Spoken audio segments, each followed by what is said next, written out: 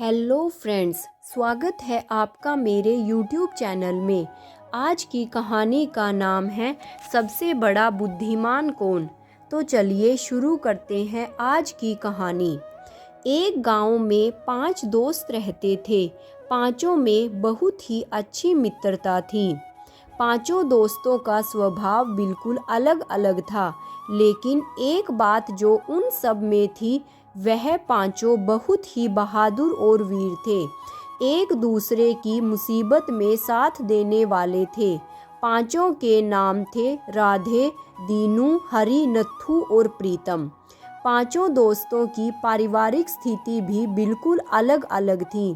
जहां एक तरफ राधे और दीनू बहुत ही गरीब परिवारों से थे, वहीं दूसरी तरफ प्रीतम एक अमीर परिवार से था। पांचों दोस्त जहां भी घूमने फिरने के लिए जाते, एक साथ ही जाते थे। एक बार पांचों दोस्त पड़ोस के गांव में लगने वाले मेले में घूमने के लिए गए। वापसी में उन्हें बहुत देर हो गई और देर रात वह अपने गांव में दाखिल हुए। अभी वह अपने घरों की तरफ जा ही रहे थे कि उन्होंने देखा कुछ 4-5 खूंखार किस्म के लोग हाथों में तलवारें और डंडे लिए हुए एक अकेले आदमी पर हमला कर रहे थे।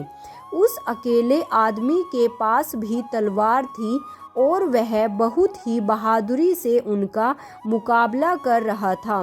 उन पांचों ने फैसला किया कि इस अकेले आदमी की सहायता करनी चाहिए, नहीं तो यह खूंखार दिखने वाले लोग उसे जान से ही मार देंगे। वह पांचों दोस्त उस अकेले आदमी का साथ देने के लिए उस लड़ाई में कूद पड़े। उन लड़कों की बहादुरी देखकर खूंखार हमलावर वहां से 9-2-11 हो गए। तब वे उस अजनबी व्यक्ति से बोले, आप हमारे गांव के तो नहीं हैं। हम माफ़ी चाहते हैं कि हमारे गांव में आकर आप पर हमला हुआ। आप हमें बताइए आप कहाँ रहते हैं, हम आपको वहाँ पर छोड़ देंगे। उस अजनबी ने कहा, नहीं नहीं, इसकी कोई ज़रूरत नहीं है, मैं बिल्कुल ठीक हूँ। कुछ दूर तक वह लोग आपस में बातें करते हुए चलने लगे। बातों बातों में ही उस आदमी ने पांचों लड़कों के नाम पते की जानकारी भी ले ली। उसके बाद वह सभी अलग अलग होकर अपने घरों को चले गए।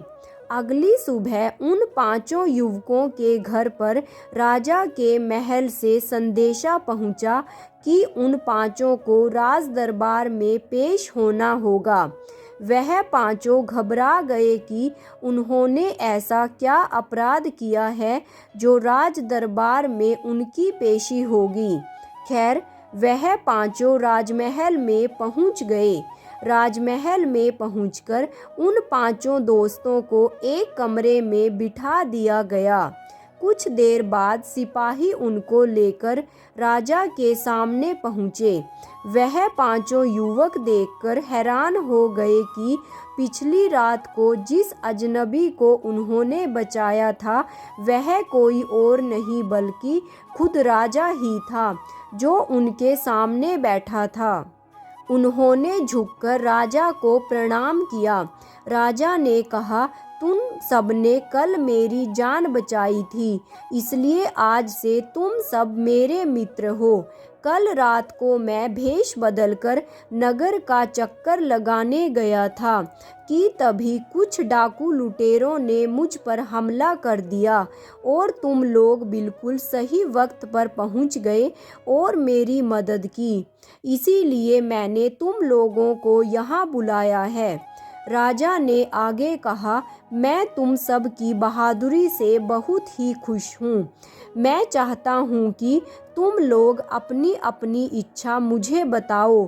अगर मेरे बस में हुआ तो मैं तुम्हारी इच्छा को जरूर पूरा करूँगा।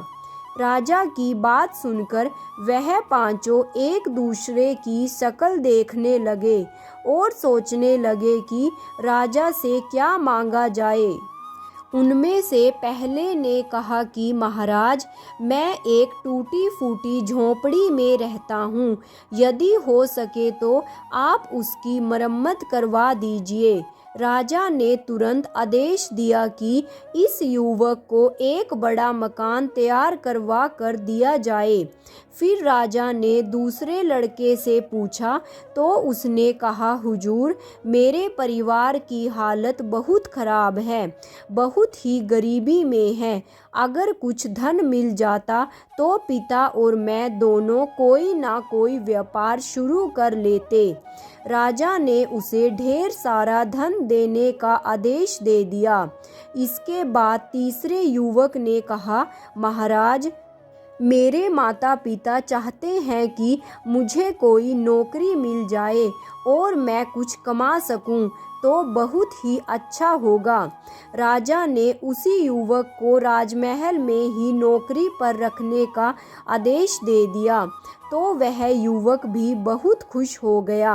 अब चौथे लड़के की बारी थी कि वह कुछ देर सोचने के बाद बोला, महाराज, वैसे तो मैं एक संपन्न परिवार से हूँ, किसी भी चीज़ की कोई कमी नहीं है, पर मेरा घर यहाँ से 30 कोस दूर है और मुझे रोज कच्ची और उबड़ खाबड़ सड़क से होकर जाना पड़ता है। यदि हो सके तो मेरे घर तक जाने वाली सड़क को आप पक्का करवा दें। राजा ने तुरंत आदेश देकर उस युवक के घर के आसपास की सभी सड़कों को तुरंत पक्का करवा दिया। अब सभी दोस्त पांचवें की तरफ देखने लगे कि यह क्या मांगेगा। पांचवें दोस्त ने कहा, महाराज, छोटा मुंह और बड़ी बात।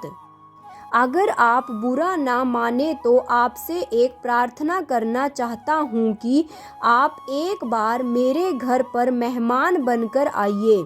बाकी के पांचों मित्र उसको अजीब सी नज़रों से देखने लगे कि यह क्या अजीब सी फरमाइश कर दी इसने।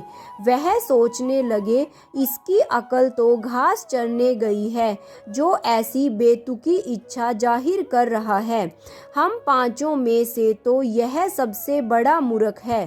उस युवक की बात सुनकर राजा भी थोड़ा असमंजस में पड़ गया, लेकिन अब राजा ने वादा किया था कि उनकी इच्छा को पूरा करेगा, इसलिए राजा ने युवक के घर मेहमान बनकर आने की इच्छा मान ली। इसके बाद सभी युवक अपने अपने घर चले गए। कुछ दिन यूं ही बीत गए। अब उस पांचवें युवक के घर राजा ने मेहमान बनकर जाना था। इस कारण से उसी युवक के लिए एक आलीशान मकान बनाने की तैयारी शुरू कर दी। अब वह युवक आलीशान मकान में आराम से रहने लगा। अब राजा ने वहां जाना था तो बहुत से नौकर चाकरों का भी प्रबंध उस घर में कर दिया गया, जिससे कि राजा को कोई भी परेशानी ना हो। उसके घर तक राजा की सवारी जानी थी तो उसके घर के आसपास की सभी सड़कों को भी पक्का करवाया गया। वह युवक बहुत ही खुश था कि उसे अपने मित्रों से कहीं ज़्यादा मिल चुका है।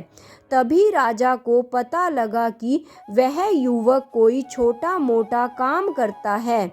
यह तो राजा की शान के खिलाफ था कि वह किसी छोटे आदमी के घर में मेहमान बनकर जाएगा। तो राजा ने आदेश किया कि उसे राज दरबार में किसी अच्छे पद पर नियुक्त किया जाए। इसलिए उस युवक को मुख्य राज दरबारी की नौकरी दे दी गई। अब सब कुछ सही हो चुका था तो राजा ने उस युवक के घर मेहमान बनकर जाने के लिए एक दिन निश्चित कर लिया। लेकिन एक समस्या फिर से सामने आ गई। शाही कानूनों के अनुसार राजा किसी भी अजनबी के घर मेहमान बनकर नहीं जा सकता था। तब राजा के मंत्री ने कहा, महाराज, यह युवक बहुत ही ईमानदार है और उसकी बहादुरी तो आपने देखी ही है। इसके अलावा वह बहुत बुद्धिमान भी है। तभी तो उसने आपसे ऐसी इच्छा पूरी करने को कहा जो सुनने में बहुत ही मामूली सी लगती है, लेकिन उस एक इच्छा को पूरी करने में हमने उसकी सारी इच्छाएं पूरी कर दी। तो ऐसा बहादुर और बुद्धिमान लड़का आपको कहीं नहीं मिलेगा। आप अपनी बेटी की शादी उससे करवा दीजिए, इससे वह एक अजनबी भी नहीं रहेगा। राजा को अपने मंत्री की बात जच गई। राजा ने अपनी पुत्री का विवाह उसी युवक से करवा दिया। अब वह युवक फूला नहीं समा रहा था। अब राजा उस युवक के घर मेहमान बनकर जा सकता था, क्योंकि वह कोई अजनबी नहीं था, बल्कि वह उसका दामाद था। और राजा अपने दामाद के घर तो जा ही सकता है। राजा अपने दामाद की बुद्धिमानी से बहुत ही खुश था, और उनका दामाद और उसकी बेटी भी बहुत खुश थी। और उस युवक के बाकी चारों दोस्त भी यह सोच रहे थे कि हम जिसको सबसे ज़्यादा मूर्ख समझ रहे थे, हम सब में से सबसे ज़्यादा बुद्धिमान तो यही निकला, जिसने अपनी बुद्धिमानी से सिर्फ एक इच्छा बताकर ही अपनी सारी इच्छाएं पूरी कर लीं। मेरे प्यारे दोस्तों, आपको यह कहानी कैसी लगी कमेंट बॉक्स में कमेंट करके ज़रूर बताइएगा। और मेरे चैनल को सब्सक्राइब और वीडियो को लाइक और शेयर करना मत भूलिएगा। साथ में ही नोटिफिकेशन बेल को भी ऑन कर लीजिएगा, ताकि आगे आने वाली सभी वीडियोस की जानकारी आप तक समय रहते पहुंच सके। Thanks for watching.